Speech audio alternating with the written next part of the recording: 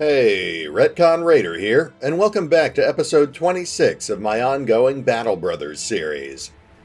Now, we still need to get back to Torvaholm to collect our pay for our latest job.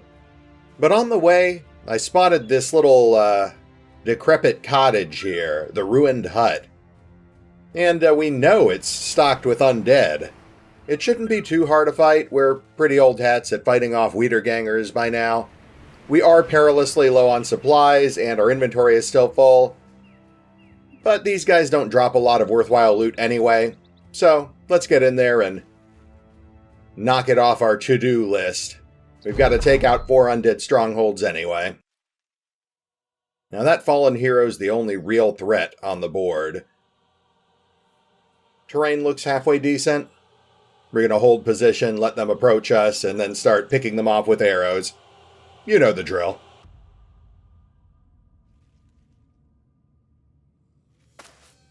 And here they come. That one lone, unarmored Wiederganger leading the pack.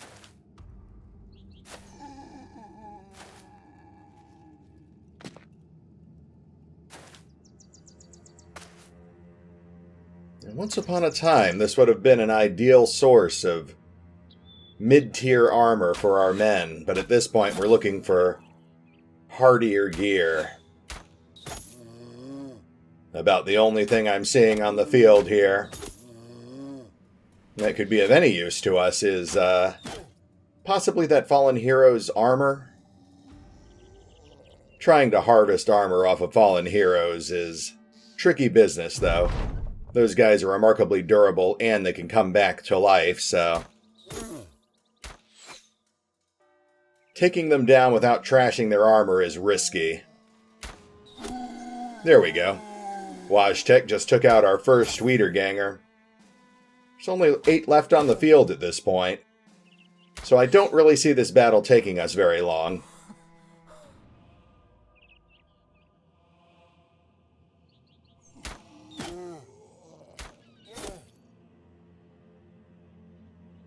I think that about wraps it up for round 2.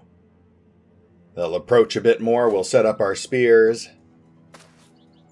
Though, of course, I did neglect to equip our 2 mid-linemen with spears. They've still got flails equipped from our last raider fight. But honestly, I don't think that's going to be much of a problem here. Roderick and Chiron can keep our flanks clear. In fact, if Roderick can delay that fallen hero long enough, we can mop up the rest of these Wiedergangers. And then maybe we'll risk knifing the fallen hero to death.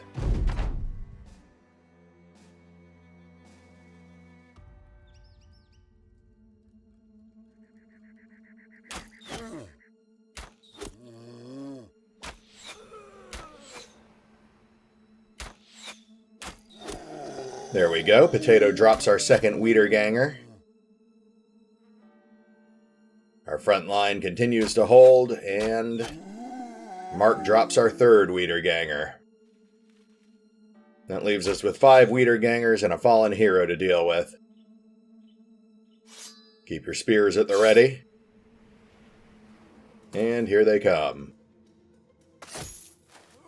The shambling, chainmail-clad undead approach our lines and are handily rebuffed by our spears. None of them tried to engage us at the center line, but the fallen hero did just break through Roderick's defenses. Fortunately, Vlad is ready for that. Now, I could just stab the fallen hero, but that would damage his armor, so instead, we're going to use his repel attack. Now the fallen hero will have to break through Roderick's spear defense all over again. And while the fallen hero is single-mindedly attacking Roderick, we'll start moving our south line up to more actively whittle away at these armored Wiedergangers.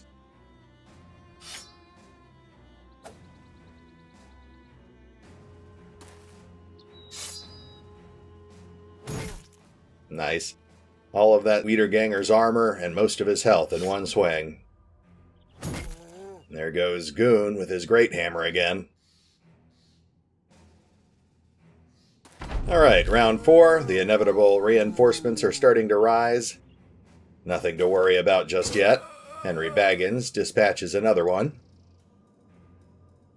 And our archers begin taking pot shots at that freshly risen zombie. Down he goes. Nice shot, Alessandro.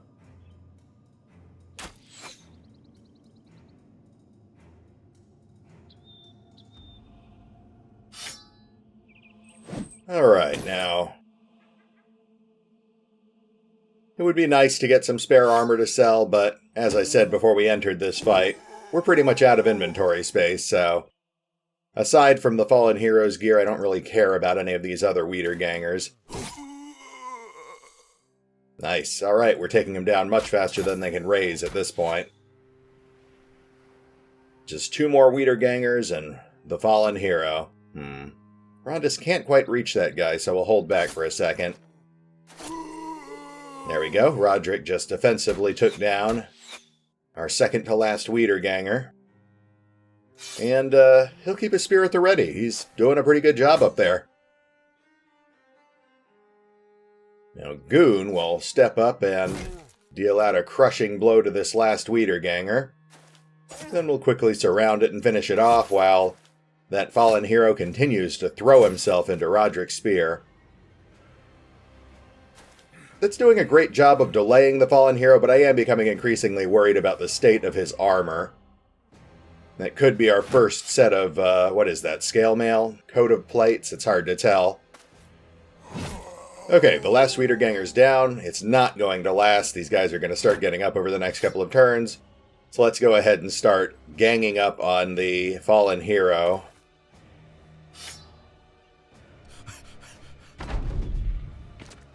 Looks like I spoke too soon. We've got 2 Weeder Gangers back on their feet. Archers? Nice. Wajtek quickly takes one of them down. And I got this, dispatches the other one. Alright, everyone pile back onto that Fallen Hero. Vlad's already switched off his pike, so he's ready to go.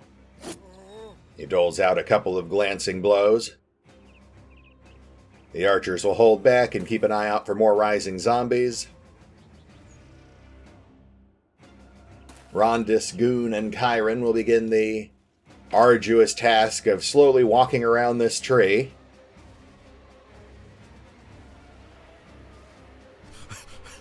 Roderick will take a quick breather. And, yeah, I think we're good.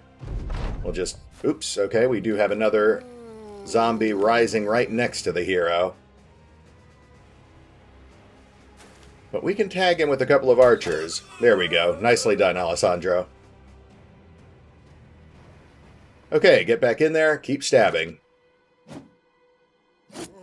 This will be slow going since he's wielding a heater shield, which gives him a high defense against melee attacks. But as long as we keep at it, we'll have him down within a turn or two. The trick is just to make sure that all the other Weeder Gangers are still dead when we drop the Fallen Hero, so the fight ends immediately. That way the Fallen Hero doesn't have a chance to rise again. We're very close. One more hit will finish this. Chiron and Goon will stay down here on zombie patrol.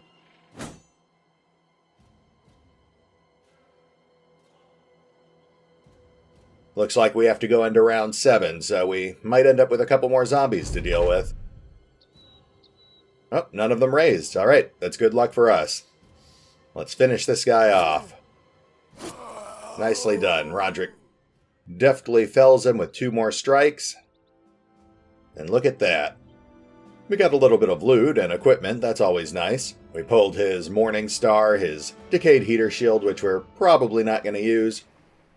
But most importantly, we pulled another Decayed Great Helm. And we pulled that Decayed Coat of Scales. Very nice. Not quite as good as a brand new Coat of Scales, but still, that's easily our best armor to date. I'll just have to see if any of the men are actually strong enough to wear it. A man dressed for pomp and pleasure is standing beside the road. He's staring ahead, his hands out to his side, perhaps to balance out a little too much drink in the system. You grab and wheel the man around. His face rocks forward, eye sockets emptied, tendrils of his sight hanging down to his cheeks like rotten crawfish. Two handless arms slap your shoulders as he tries to grip you. His face contorts into a guttural scream that reflects the barbarities he's come to experience. Chiron the Spartan quickly jumps to action and cuts the man down. The stranger falls backwards, his fine mink coat opening up to show a brutalized naked body. And now you realize you'd rather see a man's parts than see them missing. As he hits the ground, his mutilations are his undoing. The cuts and slices opening up his flesh like a puzzle come apart. His organs burst through the gaps, unfurling in purpled ropes and bags. The man screams, "Orcs! Goblins! Orcs! Goblins! Orcs! Goblins!" His breath leaves him. He's dead, thank the gods. Is there something to make of his final words? Well, that was gruesome. Unfortunately, this does mean that we are entering the nightmare scenario. We're on a collusion course with an unstoppable horde of greenskins. The orcs and the goblins have united, and soon they'll march on the kingdoms of men. Well, that's all the reason for the Retcon Raiders to keep building up. We've only got a week or two before we have to deal with this new threat, so let's get back to Torvaholm. Count Sorrel von Rosenving laughs when he sees you coming in with the goblin head. "Hell, man, don't bring those in here! Give 'em to the dogs!" He's a bit drunk. You're not sure if he's elated that you were successful, or if he's just naturally merry with a bit of ale in him. Your payment was 2,860 crowns, right? You think to alter the details, but a guard outside looks in on the talks and shakes his head. Oh well, looks like it was 2,860 crowns then. Alright, that takes care of our job in Torvaholm. Now, unfortunately, there are no other contracts here, so we're going to have to poke around a bit to find another one. But this may be an ideal opportunity to go hunting for some other undead strongholds.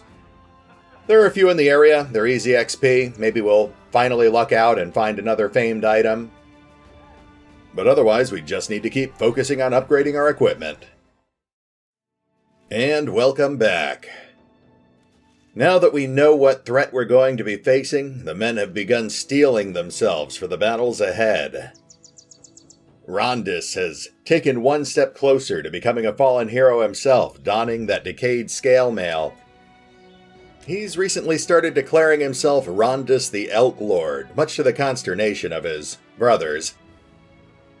And emboldened by his time on the front lines, Faceless Goon has finally cast aside his anonymity, finally revealing his true identity as Janos, an honored member of the Battle Brothers. And of course, we have a new face, Dominic the Shield, an adventurous noble with the survivor trait. He joined the Raiders before we left Torvaholm.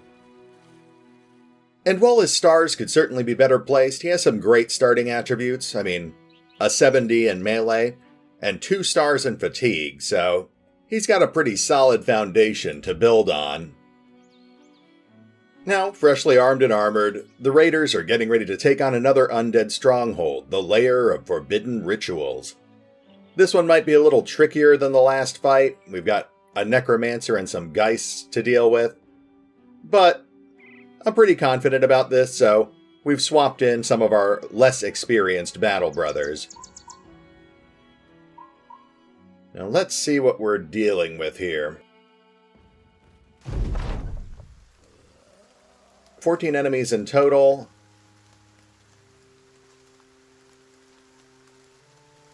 Oh, and there's the Necromancer already. We're off to a good start. Fox plants an arrow through the Necromancer's hand. In fact, if we can pick him off on turn 1.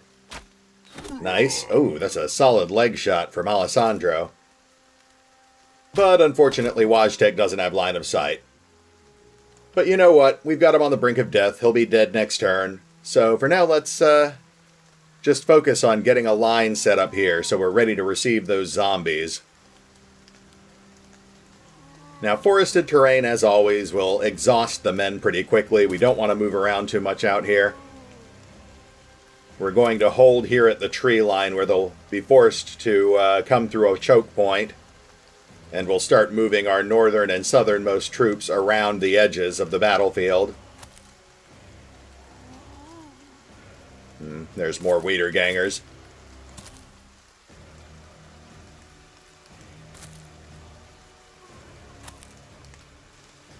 I am still debating whether or not to pick up Pathfinder, but at this point, signs are starting to point towards yes. We've got 3 more perk slots that haven't been claimed yet. 1 at level 10 and 2 at level 11. And one of those slots will almost certainly be designated as the Pathfinder slot, just so our men can navigate terrain like this more easily. And speaking of perks, now that we know that we're going up against orcs as the endgame crisis, that also does a lot towards deciding which perks we're going to be picking up with our other slots. Oh hey, the Necromancer's unattended. And Bunny drops him with one more well-placed shot. Now, I haven't decided exactly which perks we're going to take yet. Pathfinder's a pretty strong possibility. But beyond that, I'm thinking Battle Hardened, I think it is, which makes your armor more resistant to enemy attacks, and then possibly Fearsome. The biggest weakness of greenskins is their morale. Once you can start inflicting hits to their morale, they become almost useless because they break and they want to flee the battlefield. And the Fearsome perk greatly increases the amount of morale damage you can inflict on enemies every time you get through their armor. So that might be an ideal offensive perk for us to pick up. I would have liked to grab Shield Mastery, but I just don't think we have the slots for it, unfortunately. And we're starting to put more and more focus towards using great weapons anyway. Now back to the fight at hand. We haven't seen those Geists yet. They must be really far back there somewhere. But we're seeing 9 Wiedergangers on the field, so that means we're probably dealing with 2 Geists. I just need to make sure we're ready for them.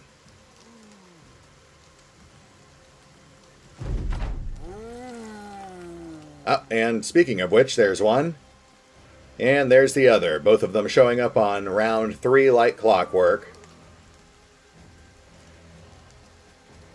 Alright, well, the archers will keep pouring shots into their formation.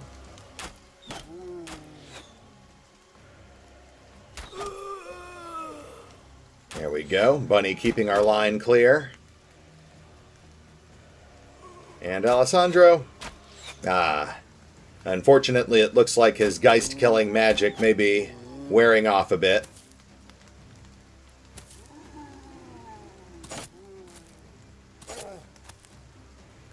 Okay, now if we're lucky, Roderick can take out this Geist in a single swing.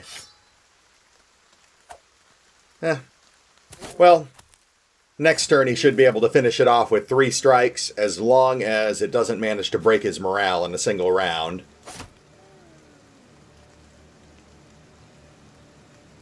And we also need to press the assault on these Wiedergangers here, so we can push through to that other Geist before he does any significant damage. Nice swing, Rondus. That Wiederganger will not be getting back up again.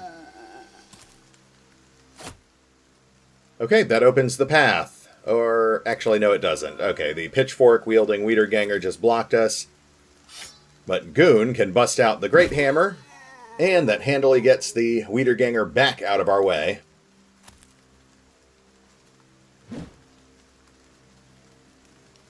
Just 8 more foes on the field, but with 2 Geists, we can't let our guard down just yet. Oh, let's bring Woe up. He can finally enter the fray now that we're fully engaged. Baggins fells another Wiederganger as well. And that's all we can do this round, so moving into round 4. Here come the Geists. A bit of morale damage to Reinhard and Roderick, but no one's broken yet. So that means it's time for the archers and the pole armors to provide some cover. Alessandro, here's your... Still no luck taking out that Geist. Oh well. Just keep picking away at the Wiedergangers, and then the frontliners can clear the threats directly in front of them. Alright, Roderick, keep flailing away at that Geist. There we go. Okay, one Geist down. A single Wiederganger blocks Roderick's path, but it forgot to bring weapons or armor, so no problem there.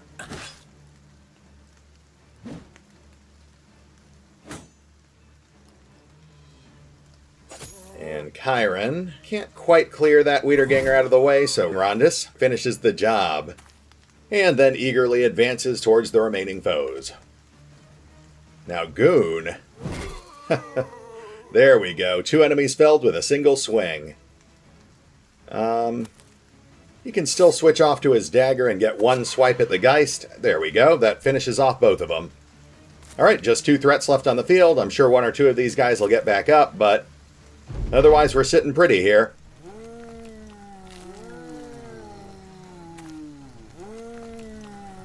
And we've got 3 zombies back on the field, but let's move the archers up and see if we can knock a few of these guys back down.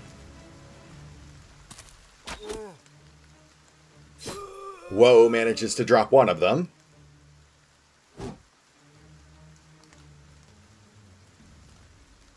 No clear shots for Alessandro. Roderick is engaged by that unarmed Wiederganger on the north.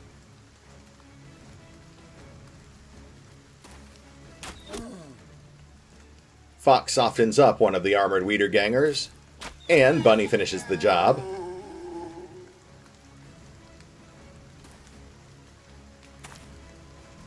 And Roderick begins spearing that Wiederganger that's dared to engage him, taking out half its health.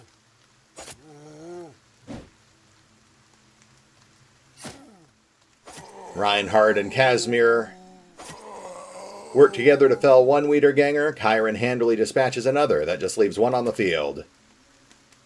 Now we'll move a couple of men up to support Roderick just in case, but for the most part everyone else is going to hold position for the inevitable reanimations. Okay, only 1 this time. And it's far enough away that our archers can get a few shots in at it, I think. If they can draw line of sight. Actually, I guess it's a moot point. Chiron can probably finish that thing off.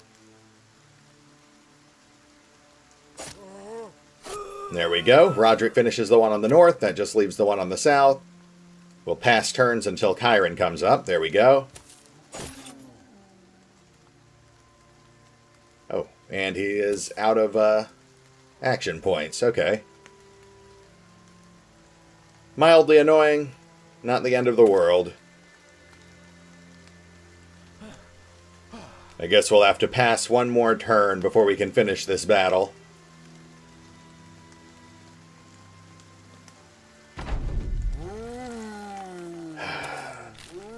Okay, 2 more back on the field. Not really a threat, just a bit more easy XP. That's 1 down, 2 down. And I think we'll let Roderick re-kill that freshly risen Wiederganger on the north. There we go. So let's see. Bunny's up to level 9. Congrats. And Janos has pulled MVP with 4 kills. Now loot-wise, nothing significant here. Silver Bowl's worth 460 gold. That's nice. And we got a Dark Cowl, which is a fun drop, but useless for us at this point. At any rate, we'll keep poking around for a new target of opportunity. Those collapsed ruins might be promising. Or maybe the ancient outlook. We'll play it by ear. We'll be right back. And we're back. I decided we'd go ahead and take our luck with the ancient outlook. We don't know what's in there. It's a bit hit or miss. Odds are it's probably undead, but it could also be brigands or goblins. Only one way to find out. And it is brigands. Well, it won't help with our current ambition, but you know what? That's fine. At this point, this is just easy XP. And maybe 1 or 2 equipment upgrades. In fact, I'm only seeing 8 brigands on the field, but it says there are 9.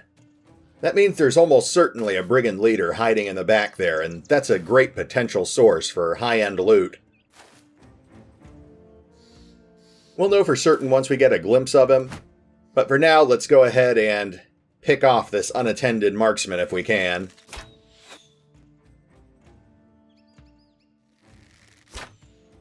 Nicely done, Mark. And now we'll focus...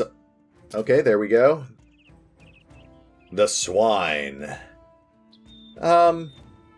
His gear's not great. That body armor might be good. I'll have to see what that is. I think that's Lamellar, maybe? But let's go ahead and start advancing on these guys. Most of them, in fact, almost none of them brought shields. So that makes them prime stabbing material. Yeah, this battle will actually be likely to net us a bunch of sets of chainmail, which is good sales fodder. There's a solid chest wound doled out already. Roderick moves up to engage 2, draws his dagger, and pierces that raider's kidney. Poor guy. Chiron steps up and follows suit, plunging his dagger through a raider's hand, and Rondis draws his legendary dagger and kills a raider. Why cripple a man when you can kill him instead, he shouts as he advances on the swine. And Janos plunges his dagger through a raider's hand as well. Alright, now our archers can start picking off shots. We're going to focus on this guy with the military pick, since that can totally wreck our armor. Bunny hits the wrong target, but the guy dies, so no complaints. Henry moves up into a position where he can support next turn. Vlad moves up and picks off a shot. Tears halfway through that raider's helmet. And we're pretty much at the bottom of the round here, so we'll move Chiron up a little, but otherwise we're ready for round 2. Okay, now they're throwing stuff at our archers. That's no good.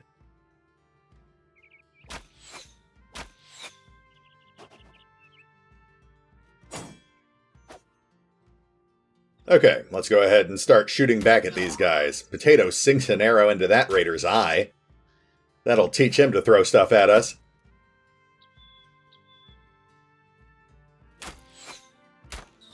We're getting in some decent hits.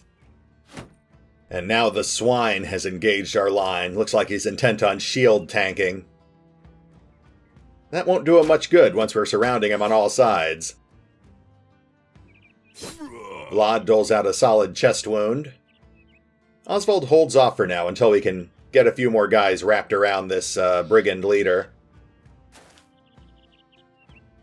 Igotnis doles out another solid chest wound.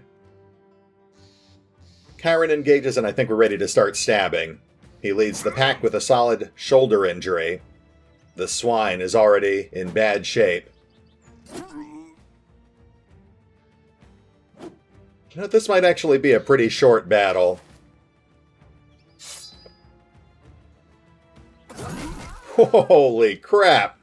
Okay, yes, I revised that statement. This is going to be a short battle. Goon just felled half of the remaining raiders in a single swing, and broke all 3 of the others, so all we need to do now is lock these guys down before they can run away, and we can just stab them to death at our leisure.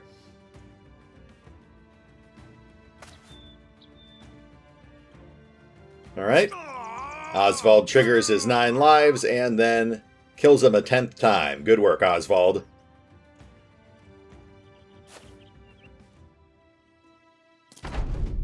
And we've already got these guys locked down. They won't go until the end of the turn. They'll probably be dead before then.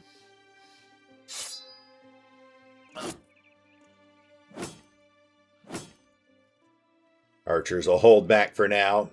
We don't want to wreck our loot. Vlad steps in, doles out a leg wound. Oswald joins the fray. Doles out another leg wound. I got this. Moves in right behind him, plunging his blade into the raider's arm, and Chiron puts him out of his misery.